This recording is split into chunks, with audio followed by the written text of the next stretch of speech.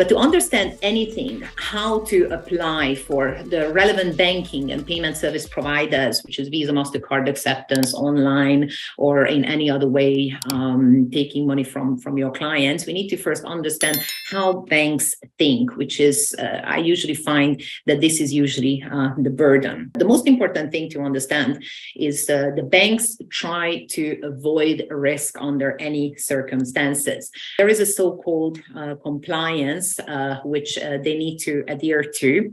And within this compliance function, they allocate different risk categories for different type of clients. Unfortunately, because we are talking about startup companies, startup project, they don't have any track record. They don't have any proven track record. Usually the volume is lower. That means that obviously these payment providers will not earn as much as they want. And no one really wants to be the guinea pig to test the services on your risk, meaning that maybe you do something which could be given an opportunity for money laundering or even tax avoidance. The financial institution doesn't really want to take any kind of risk for the startups because many times, unfortunately, they get the penalty for something what their clients are doing. So within these high risk verticals, if we are mentioning any more startups, which are usually the online businesses, there could be a big potential for cheating the system, maybe doing something which is illegal, or in any other way taking funds from clients, which are then considered as a scam. You are not providing the relevant services or products, and this is their biggest fear. When we are talking about financial institutions, we are still talking about private businesses. So the whole idea is that they still need to create some kind of profit out of it. So they need to see that what portion of their clientele is low risk, meaning that there is no headache, there is no risk. But unfortunately, there is not that much of a money in there because everybody wants these clients. Obviously, on the market, they get these best fees. But they still need to take some kind of risk in order to serve those clients who are willing to reach in their pocket a bit more. And that is where how these financial institutions can actually generate a significant amount of profit. So every financial company is trying to avoid the risk, but in the same time, balance it out with the profit and make sure that at the end of the year, they are making profit. So for example, I have a financial institution, I'm making a big profit. I might consider taking on a new client, which can then shut down the whole operation with one bad activity. Do I take that client for the extra profit or not? And that's why these financial institutions have the compliance department to make these kind of decisions. So what is compliance? The compliance is asking you as a company that you need to know who are your clients, know your clients or business on the onboarding. The most important thing that many people forget, and when I can see that many times with the startups, that if you have a director sitting in Germany, ideally that person is making decisions in Germany for that online business, online project. So that means by common sense, they need to pay German taxes, German VAT, and everything which is related to Germany. So don't try to open a company in Cyprus when you don't have any substance to Cyprus, and the only reason that you go there is to, optimize tax because it might be lower than Germany. So the local director has to have a local company, and it's very, very important because banks should not in any way assist you with tax avoidance. You need to understand who are your target areas. So if you're trying to sell services and products in the US, banks might ask, why do you have a company set up in Bahamas, right? And if the only answer is that because the taxes are good, I'm going back to the previous sentence, it's not really a good answer, and the banks are more likely to reject you. Needless to say, you need to have a license or any kind of legal opinion which proves that if you are involved in any questionable activities, that the bank can be safe and secure that you're doing it with the full license and a full understanding that you're allowed to do so. This is more important in all other kind of activities such as gambling or alcohol or tobacco sales or, for example, pharmaceutical goods, which could be restricted substances.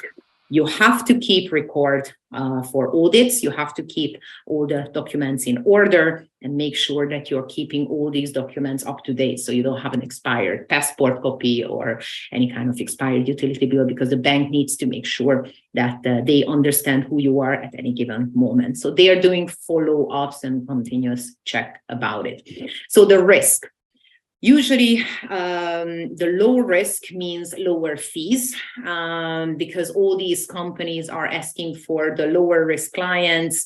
They invest a lot in the technology just to diversify themselves from the competition. So if you're a shoe shop, you have all the opportunities in the world to pick your bank. You can just walk into the next brick and mortar bank. Your fees are going to be very low because there's a huge competition. They know that you're a good client and you can take your business elsewhere. But when we are talking about high risk, usually, the financial providers who are taking you, they don't have that much of a thing to lose. So usually the technology is worse than with the low-risk providers. They want you to actually pay for that extra risk that they are taking. So that justifies their usually higher fees. And because there is not that much of a financial institution who takes you, they have the right to do that. And because there is a low competition, no one is really threatening them to take their business elsewhere.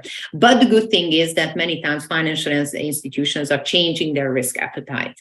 So there could be an opportunity that if they rejected you last year, maybe now as the company grows, maybe they take you this year, maybe they change their risk appetite. They didn't take, for example, blockchain companies, but this year, yes, because the compliance officers now know something about blockchain.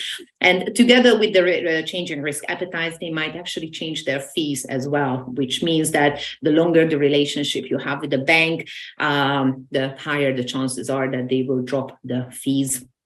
And you have better, safer, and also cheaper processing.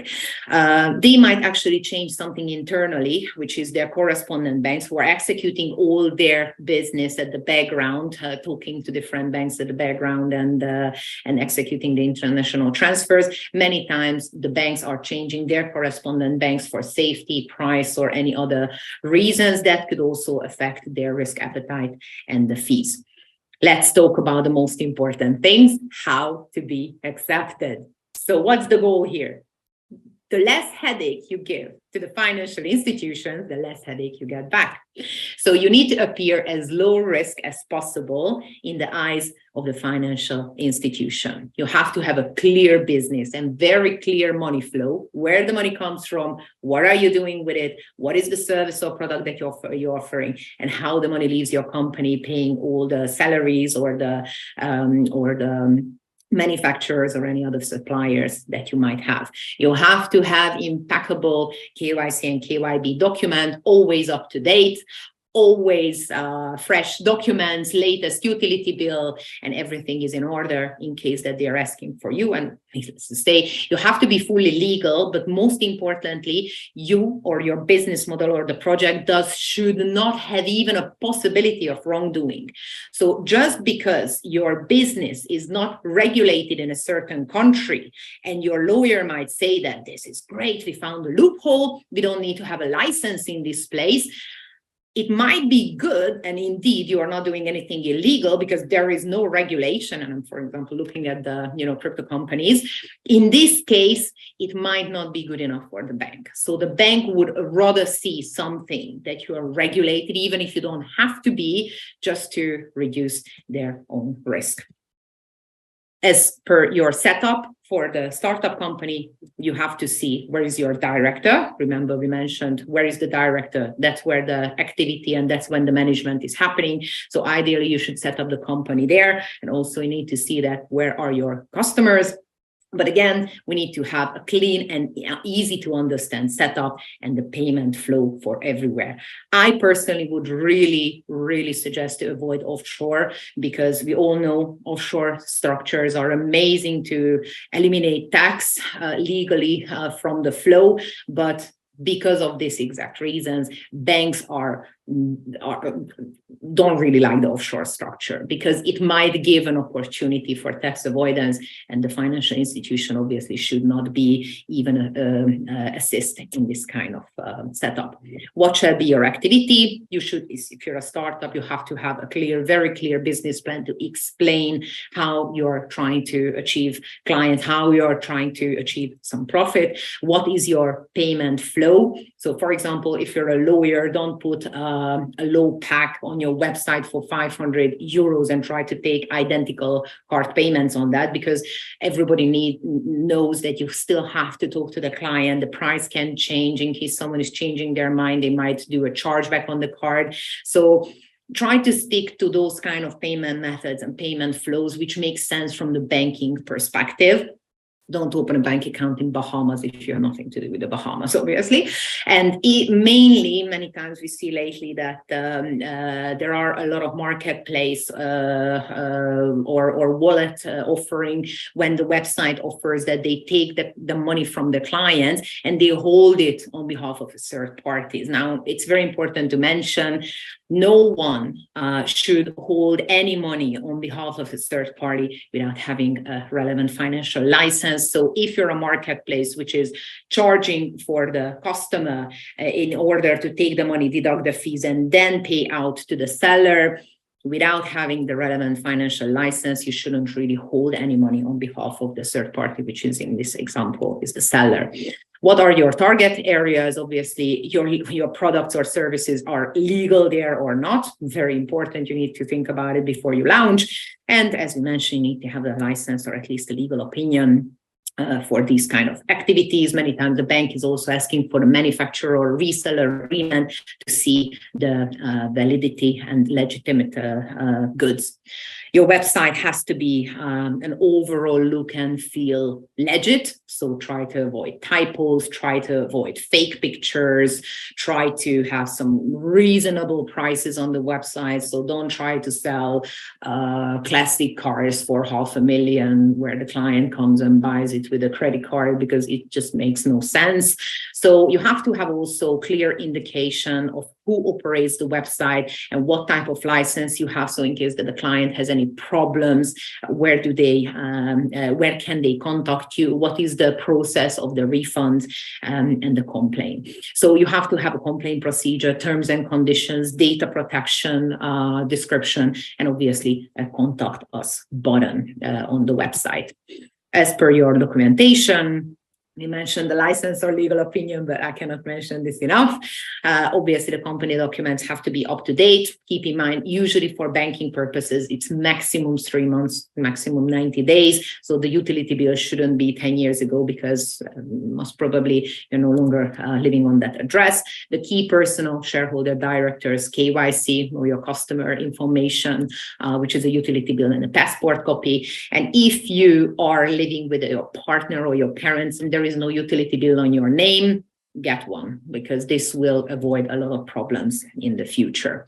If you are holding any kind of funds on behalf of third parties with a license, you have to have a anti-money laundering and the collect information or your customer kind of policy, which the bank wants to have a look at. And of course, the data and the website safety has to be also considered. So in a summary, scammers and criminals have harder times because the bank is checking everything, all the money movements and all the activities, which, as it should be, people should pay the taxes and people should not sell anything online, which is illegal. So the whole financial system set up to eliminate these kind of opportunities for wrongdoing.